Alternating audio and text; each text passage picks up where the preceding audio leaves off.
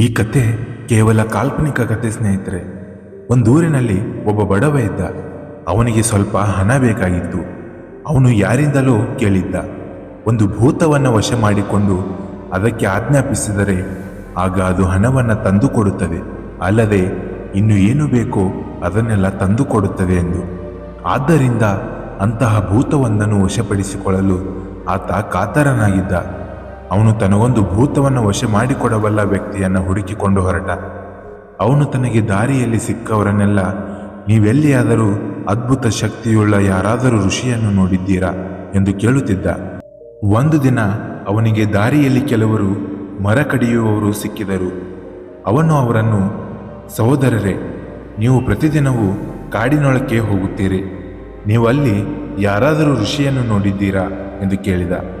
ಅದಕ್ಕೆ ಅವರಲ್ಲೊಬ್ಬ, ಹೌದು ಸ್ವಾಮಿ, ನೋಡಿದ್ದೇವೆ. ಈ ಕಾಡಿನಲ್ಲಿ ಋಷಿಯೊಬ್ಬ ವಾಸವಾಗಿದ್ದಾನೆ ಎಂದು ಹೇಳಿ ಆ ಕಡೆಗೆ ಹೋಗುವ ದಾರಿಯನ್ನು ತೋರಿಸಿದ. ಬಡವನಿಗೆ ಬಹಳ ಸಂತೋಷವಾಯಿತು. ತನಗೆ ದಾರಿ ತೋರಿಸಿದವರಿಗೆ ಕೃತಜ್ಞತೆಯನ್ನು ಹೇಳಲು ನಿಲ್ಲದೆ ಋಷಿ ಇರುವ ಜಾಗಕ್ಕೆ ಓಡಿದ. ಅವನು ಋಷಿಯ ಮನೆಯನ್ನು ತಲುಪಿದಾಗ ರಾತ್ರಿಯಾಗಿತ್ತು. ಅಲ್ಲಿ ಒಬ್ಬ ವೃದ್ಧ ಸನ್ಯಾಸಿ ಬೆಂಕಿಯ ಮುಂದೆ ಕುಳಿತು ಕಣ್ಮುಚ್ಚಿ ಧ್ಯಾನ ಮಾಡುತ್ತಿದ್ದ. ಅವನಿಗೆ ಚಟೆ, ಉದ್ದವಾದ ಗಡ್ಡ ಇದ್ದವು. ಅವನ ಮುಖ ಶಾಂತವಾಗಿತ್ತು. ದೇಹದಲ್ಲಿ ಚಲನೆಯ ಸೂಚನೆಯೇ ಇರಲಿಲ್ಲ. ಅವನನ್ನು ನೋಡಿದ್ದೇ ತಡ ಬಡವನಿಗೆ ಅವನಲ್ಲಿ ನಂಬಿಕೆ ಹುಟ್ಟಿತು. ಅಬ್ಬಾ, ಕೊನೆಗೂ ನಾನು ಸರಿಯಾದ ಜಾಗಕ್ಕೆ ಬಂದೆ ಎಂದುಕೊಂಡು ಸಮಾಧಾನದ ನಿಟ್ಟುಸಿರನ್ನು ಬಿಟ್ಟ.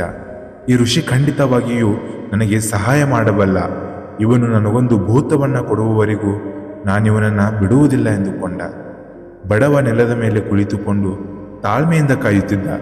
ಕೊನೆಗೆ ಋಷಿ ಕಣ್ತೆರೆದು ಎದ್ದು ನಿಂತಾಗ ಅವನ ಕಾಲಿಗೆ ಬಿದ್ದು ಅಳತೊಡಗಿದ. ಋಷಿಗೆ ಆಶ್ಚರ್ಯವಾಯಿತು. ಯಾಕಪ್ಪ, ನೀನು ಯಾರು? ನಿನಗೇನಾಗಿದೆ? ನಿನಗೇನು ಬೇಕು ಎಂದು ಕೇಳಿದ. ಸ್ವಾಮಿ, ನಾನೊಬ್ಬ ಬಡವ. ನಾನು ಕೇಳಿದ್ದನ್ನೆಲ್ಲ ಕೊಡುವ ಒಂದು ಭೂತ ನನಗೆ ಬೇಕು. ಅದನ್ನು ವಶ ಮಾಡಿಕೊಳ್ಳುವುದು ಹೇಗೆ ಅಂತ ದಯವಿಟ್ಟು ಹೇಳಿಕೊಡಿ. ನನಗೆ ಭೂತ ಬೇಕು ಅಂತ ಬಹಳ ಆಸೆಯಾಗಿದೆ. ಅವನ ಮಾತನ್ನು ಋಷಿ ಗಂಭೀರವಾಗಿ ಕೇಳಿಸಿಕೊಂಡು ಬಳಿಕ ಹೇಳಿದ, ಸುಮ್ಮನೆ ತೊಂದರೆ ಪಟ್ಟಿಕೊಳ್ಳಬೇಡ ಮಗು, ಮನೆಗೆ ಹಿಂದಿರುಗು. ಬಡವ ಅಂದು ಮನೆಗೆ ಮರಳಿದ. ಮರುದಿನ ಮತ್ತೆ ಋಷಿಯ ಬಳಿಗೆ ಹೋಗಿ ಅಳುತ್ತಾ ಬೇಡಿಕೊಂಡ, ದಯವಿಟ್ಟು ನನಗೊಂದು ಭೂತವನ್ನು ಕೊಡಿ ಸ್ವಾಮಿ. ನನ್ನ ಪ್ರಾರ್ಥನೆಯನ್ನು ನೆರವೇರಿಸಿ. ನನಗೆ ಸಹಾಯ ಮಾಡಲು ನನಗೊಂದು ಭೂತ ಬೇಕೇ ಬೇಕು. ಆದರೆ ಋಷಿಯಿಂದ ಅವನಿಗೆ ಪುನಃ ಅದೇ ಉತ್ತರ ಸಿಕ್ಕಿತು, ಮನೆಗೆ ಹಿಂದಿರುಗು. ಆದರೆ ಬಡವ ಬಿಡಲಿಲ್ಲ. ಪ್ರತಿದಿನವೂ ಋಷಿಯ ಬಳಿಗೆ ಹೋಗಿ ಭೂತಕ್ಕಾಗಿ ಪೀಡಿಸುತ್ತಿದ್ದ. ಕೊನೆಗೊಂದು ದಿನ ಋಷಿ ಬೇಸರಗೊಂಡು ಹೇಳಿದ, ನೋಡು, ಈ ಮಂತ್ರ ತೆಗೆದುಕೋ, ಇದನ್ನು ಉಚ್ಚರಿಸು.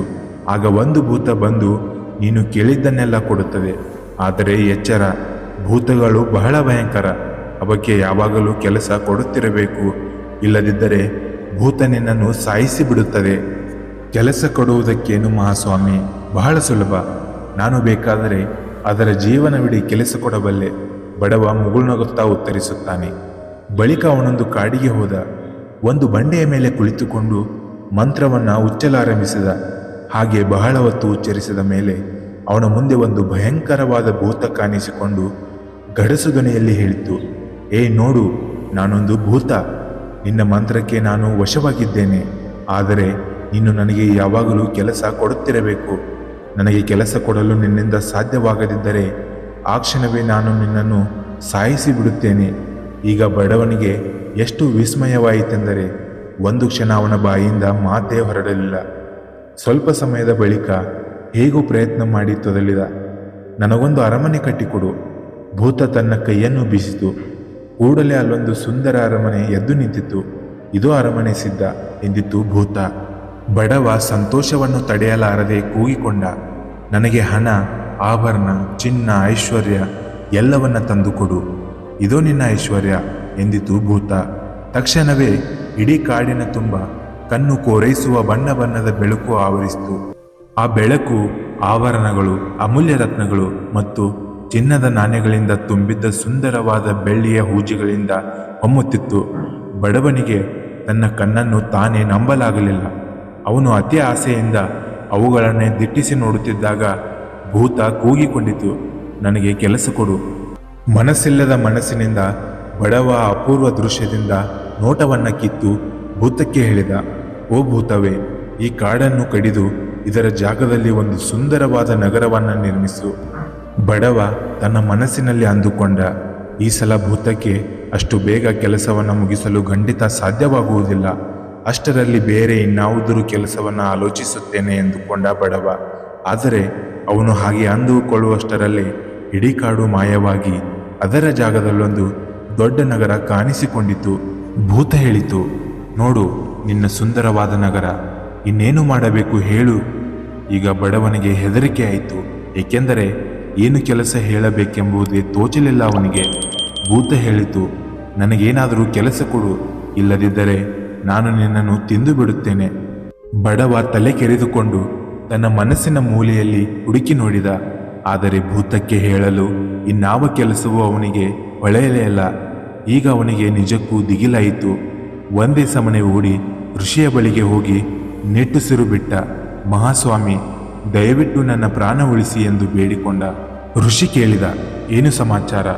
ಆಗ ಬಡವ ಹೇಳಿದ, ಈಗ ಭೂತಕ್ಕೆ ಕೊಡಲು ನನ್ನ ಬಳಿ ಯಾವ ಕೆಲಸವೂ ಉಳಿದಿಲ್ಲ ಮಹಾಸ್ವಾಮಿ. ಅದಕ್ಕೆ ನಾನೇನು ಕೆಲಸ ಹೇಳಿದರೂ ಅದನ್ನು ಒಂದೇ ಕ್ಷಣದಲ್ಲಿ ಮುಗಿಸಿಬಿಡುತ್ತಿದೆ.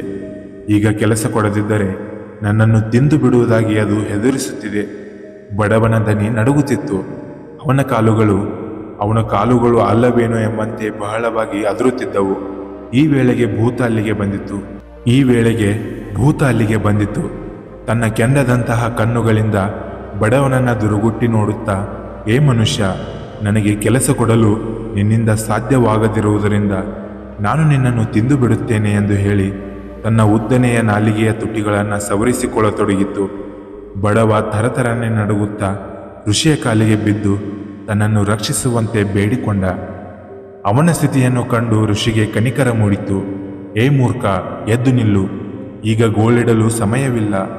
ಬಳಿಕ ಅಲ್ಲಿ ಇದ್ದ ಒಂದು ನಾಯಿಯನ್ನು ತೋರಿಸಿ, ಆ ನಾಯಿಯ ಡೊಂಕುಬಾಲ ನೋಡು, ಬೇಗ ಒಂದು ಆಯುಧವನ್ನ ಅಲ್ಲಿ ವರಾಂಡದಲ್ಲಿರುವ ಆ ಕೊಡಲಿಯನ್ನು ತೆಗೆದುಕೊಂಡು ಅದರಿಂದ ಆ ಬಾಲವನ್ನ ಕತ್ತರಿಸಿ ಭೂತಕ್ಕೆ ಕೊಟ್ಟು ಹೇಳು, ಇದನ್ನು ನೆಟ್ಟಗೆ ಮಾಡಿಕೊಂಡು ಬಾ ಅಂತ. ಬಡವ ದಡಬಡನೆ ಎದ್ದು ಓಡಿ ಹೋಗಿ ಕೊಡಲಿಯನ್ನು ತೆಗೆದುಕೊಂಡು ನಾಯಿಯ ಬಾಲವನ್ನು ಕತ್ತರಿಸಿ ಅದನ್ನು ಭೂತಕ್ಕೆ ಕೊಟ್ಟು ಹೇಳಿದ, ಓ ಭೂತ, ಇದನ್ನು ನೀನು ನನಗೆ ನೆಟ್ಟಗೆ ಮಾಡಿಕೊಡು. ಭೂತ ಅದನ್ನು ತೆಗೆದುಕೊಂಡು ಹೇಳಿತು, ಓ ಇದೇನು ಮಹಾ, ಈಗಲೇ ಮಾಡಿಬಿಡುತ್ತೇನೆ, ಆಮೇಲೆ ನಿನ್ನನ್ನು ಮುಗಿಸಿಬಿಡುತ್ತೇನೆ. ಎಲೈ ಮನುಷ್ಯ, ಇನ್ನು ನೀನು ತಪ್ಪಿಸಿಕೊಳ್ಳಲಾರೆ, ಖಂಡಿತ ನಿನ್ನ ಕತೆ ಮುಗಿಯಿತು ಎಂದು ಭೂತ ಗಹಿಗಹಿಸಿ ನಗುತ್ತಾ ಹೇಳುತ್ತೆ. ಹೀಗೆ ಹೇಳಿ ಭೂತ ನೆಲದ ಮೇಲೆ ಕುಳಿತುಕೊಂಡು ನಿಧಾನವಾಗಿ ಎಚ್ಚರಿಕೆಯಿಂದ ಆ ಡೊಂಕು ಬಾಲವನ್ನು ನೆಟ್ಟಗೆ ಮಾಡಿತು. ಆದರೆ ಅದು ಕೈಯನ್ನು ಬಿಟ್ಟಿತೋ ಇಲ್ಲವೋ ಬಾಲ ತಕ್ಷಣ ಸುರುಳಿ ಸುತ್ತಿಕೊಂಡು ಬಿಟ್ಟಿತು.